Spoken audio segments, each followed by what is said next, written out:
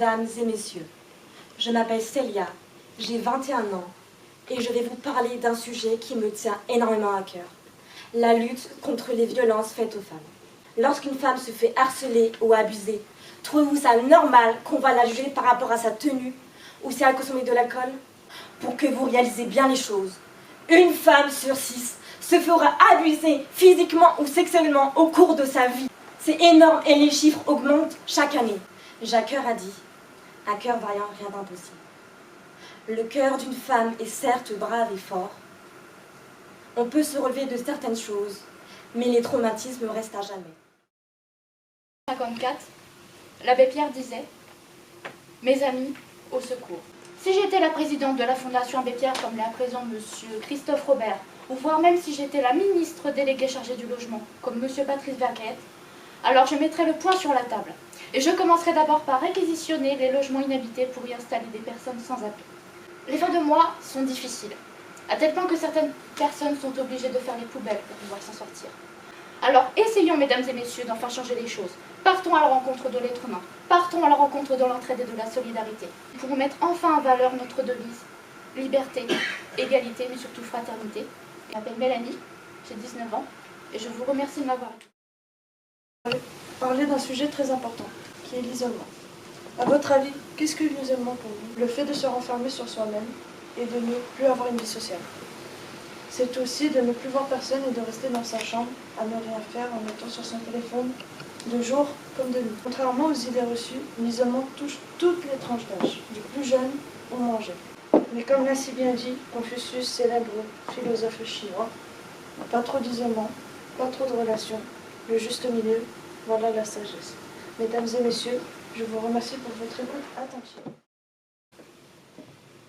Mesdames et messieurs, à cœur vaillant, rien d'impossible, c'est ce qu'on se dit au fond du gouffre.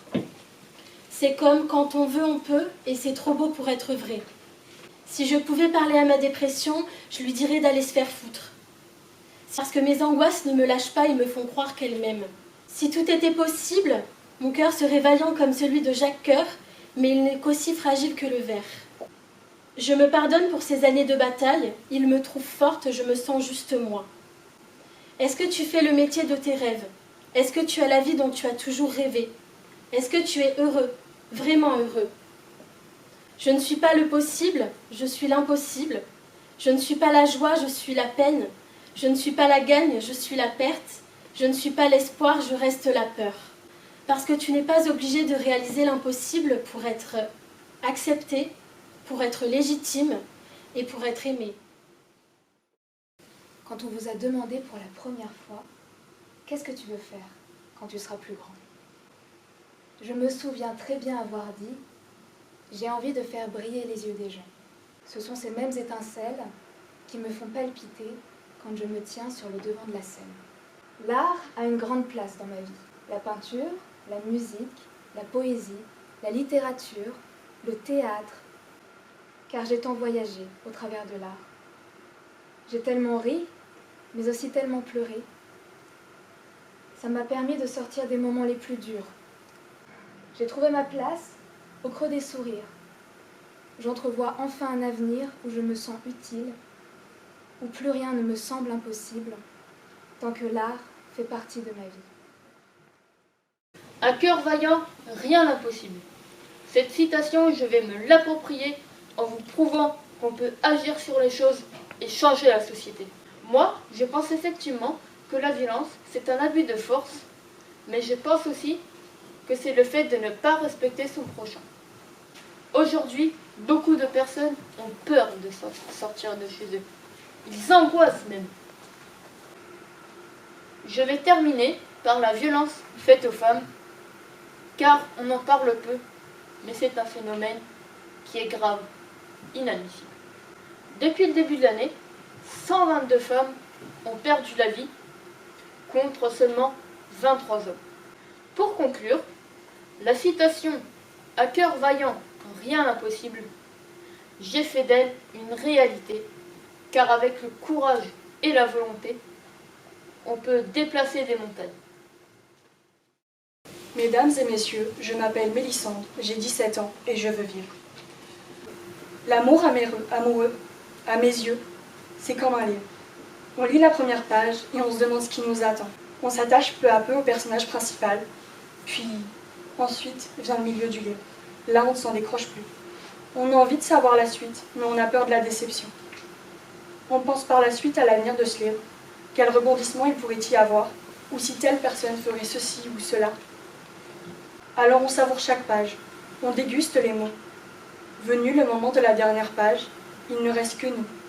Des souvenirs plein la tête, un livre fermé entre nos mains, le cœur serré, mais on se dit que si nous n'avions pas lu ce livre jusqu'au bout, nous n'aurions pas pu connaître tant d'émotions, tant de moments précieux. À cœur vaillant, rien d'impossible, voilà ce que cela m'inspire. Notre vie est guidée par nous-mêmes, comme une histoire est écrite par son auteur. J'aimerais vous parler de la réalisation de ces rêves, parce que c'est un sujet qui me tient particulièrement à cœur. Mon rêve est de devenir écrivaine.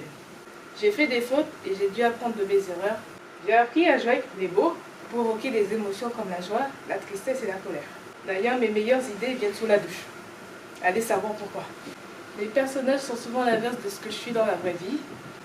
Par exemple, une héroïne sportive. Alors que moi, j'ai arrêté mon abonnement au Basic Fit au bout de 2 mois. Pourtant, malgré ces difficultés, écrire des livres me procure beaucoup de joie. Si on ne croit pas en nous-mêmes, qui le fera? Comme le disait Anatole France, c'est en croyant aux roses qu'on les fait éclore. Bon, je m'appelle Nicolas Richard et comme vous l'avez compris, ce qui me passionne, c'est la pâtisserie. Apporter du plaisir et de la générosité par la gourmandise. 14 ans, j'entre dans la cour des grands. Premier employeur, j'enchaîne les journées de 10 heures, les insultes et les menaces de mort. Au bord de la dépression, je décide de quitter mon travail. Je remets ma vie, mes choix et mon rêve en question. Je sors de ma formation, diplôme en poche, meilleur de ma section. Maintenant, pour finir, ne vous fiez pas aux apparences, car oui, on peut être professionnel avec un style atypique sans être illettré. Alors je remets le prix de l'éloquence à Colline.